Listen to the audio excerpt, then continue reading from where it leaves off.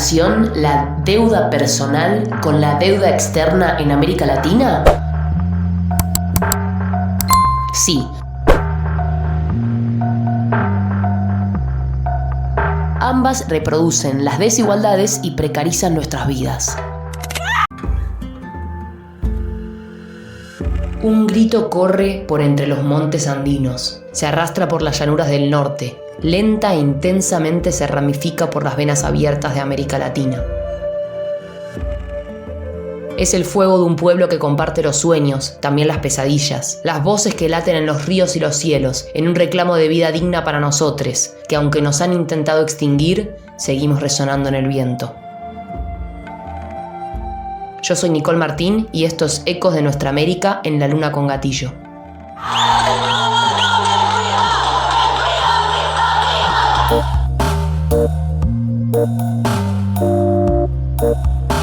En este Ecos de Nuestra América y de la mano del libro Una lectura feminista de la deuda de Verónica Gago y Lucy Caballero, y también algunas estadísticas del Banco Mundial, vamos a revisar la situación de América Latina y a tejer los dos circuitos de la deuda, la personal y la externa.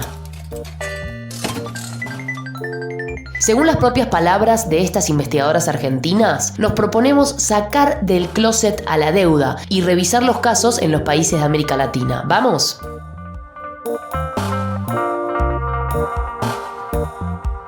Situémonos primero que nada en América Latina. En 2022, Brasil, Argentina, México, Colombia y Ecuador fueron los países que más dinero pagaron en deuda externa por bonos.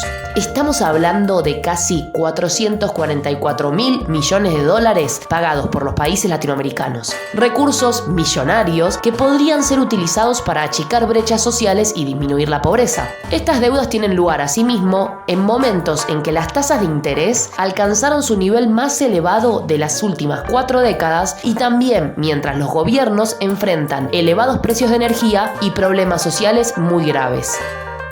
Casi un tercio de las personas latinoamericanas, el 32.1%, vive en la pobreza y un 13.1% en la pobreza extrema, según la CEPAL.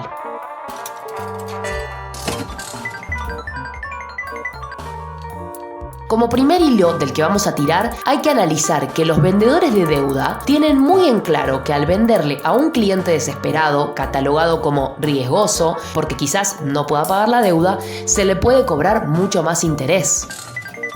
Y acá es donde se puede trazar la primera relación en nuestro análisis de género y de clase. Porque igual piensan los vendedores informales de deuda que desde 2018 y especialmente en 2020 en la pandemia comenzaron a ofrecer préstamos rápidos en estaciones de trenes y lugares de circulación popular, con intereses ridículos, vendidos por la necesidad que había.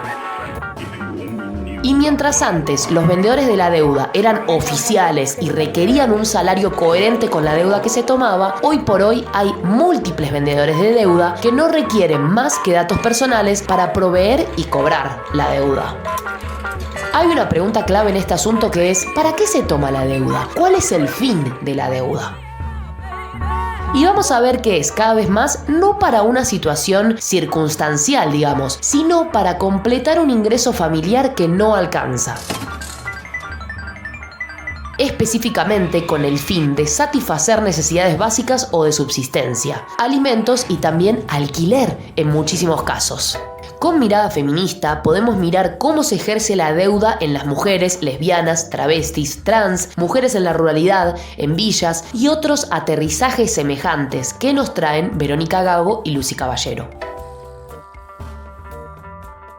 Y lo que dicen es que la desigualdad de ingresos, marcado por el trabajo de reproducción social no remunerado que mayoritariamente realizan mujeres, según el INDEC, se traduce en endeudamiento.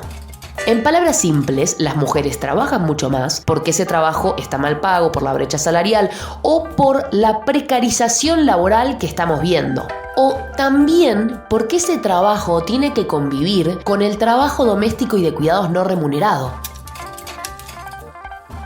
Entonces lo que pasa es que ellas sienten que trabajan más, de hecho trabajan más, pero no les alcanza y se endeudan para garantizar la subsistencia de ellas y de sus familias, para sostener la vida. y, cumpliendo con los intereses de la deuda, se ven obligadas a precarizarse más y a trabajar más. Y entonces tenemos los ingredientes perfectos para la feminización de la pobreza.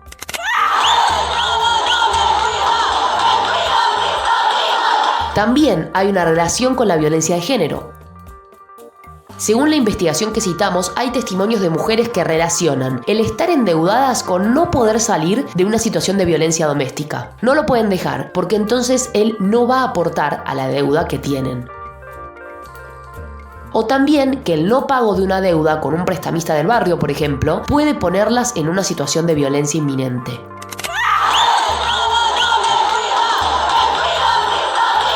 ¿Y cómo se relaciona esto de la deuda personal con la deuda externa de la que hablábamos antes? El ejemplo de Argentina en el macrismo es bárbaro. Entre 2016 y 2018, Argentina tomó la deuda más grande de su historia, lo que trajo consigo políticas de austeridad estatal, dicho sea de paso, recortes, ajuste, impuestas por los mismos acreedores de la deuda que te dicen: yo te presto, pero no gastes ni un peso de más porque esos pesos que estás gastando en creación de empleo son míos. Esta austeridad es la misma que vemos en el gobierno actual e impacta sobre el acceso a servicios elementales. En el macrismo vimos pasar a los ministerios de Salud, Ciencia y Trabajo a la categoría de secretarías. Y la depresión de los servicios sociales gratuitos, como por ejemplo la salud, va a aumentar la presión sobre los ingresos de las familias, lo que va a generar cada vez más que la deuda personal no sea un hecho circunstancial, excepcional, como puede ser un cumpleaños o una obra de la casa, sino ya relacionada a la subsistencia, los alimentos, el acceso a la salud o incluso el pago del transporte. La deuda completa ingresos que no alcanzan. En un contexto de la llamada inclusión financiera, donde cada vez más las personas pueden acceder a préstamos y a otros productos financieros, hay que tener muy en claro que sin autonomía financiera que nos permita discernir, distribuir, planificar los ingresos y egresos, la mal llamada inclusión financiera, más que incluir, va a masificar la deuda que se paga con más deuda. La deuda es la verdadera plaga que afecta a millones de personas en todo el mundo, y en especial a las mujeres, lesbianas, travestis y trans. Dice otro libro que conecta la investigación de estas autoras, llamado ¿Quién le debe a quién? Sobre esta pregunta, y volviendo a la deuda externa, vemos cómo esta obstaculiza el progreso de los países en prioridades claves de desarrollo. Porque claro, ¿cómo vas a mitigar la desigualdad de género si tenés que pagar una deuda millonaria? Esto incluye desviamientos del dinero de los estados que podrían volcarse a eliminar la pobreza extrema, abordar el cambio climático, modernizar la infraestructura y mejorar la salud y la educación. Un principio básico de la economía podría ser: no tomes más deuda de la que vas a poder pagar. Bueno, en las casas donde no alcanzan los ingresos, a veces no se puede cumplir esta regla. Y en Latinoamérica, evidentemente, es igual para los estados. Porque según la CEPAL, mientras que la economía en Latinoamérica se ha desacelerado a niveles comparables a más de 10 años atrás, las cifras del Banco Mundial dejan ver que en la última década el aumento de la deuda externa superó en 55 puntos porcentuales el crecimiento económico en Latinoamérica, lo que acelera más la pobreza en la región, aseveran expertos del Banco Mundial. La idea de sacar del closet a la deuda tiene la intención de sacar del abstracto al capitalismo financiero, que parece siempre ser algo que no existe. Dinero que genera más dinero, es una frase que les encanta usar. Pero al situar en cuerpos y territorios concretos la deuda, vemos cómo afecta en la vida concreta, sólida, material, estos dispositivos financieros, y que no pueden prescindir de tierras, cuerpos y trabajo para que la rueda siga girando. Y también colectivizar la deuda, hablar de la deuda, nos permite sacarle el manto que al neoliberalismo le viene bárbaro, de vergüenza sobre la deuda, de que la deuda es un fracaso económico individual que no tiene nada que ver con el contexto. Seguimos mirando la realidad latinoamericana con nuestros anteojos violetas, críticos y atentos.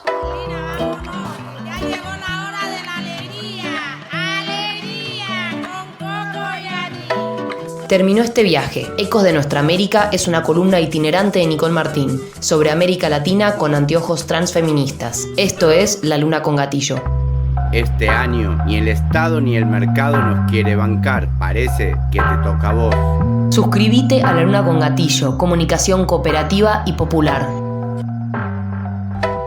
lalunacongatillo.com. Comunicación cooperativa y popular.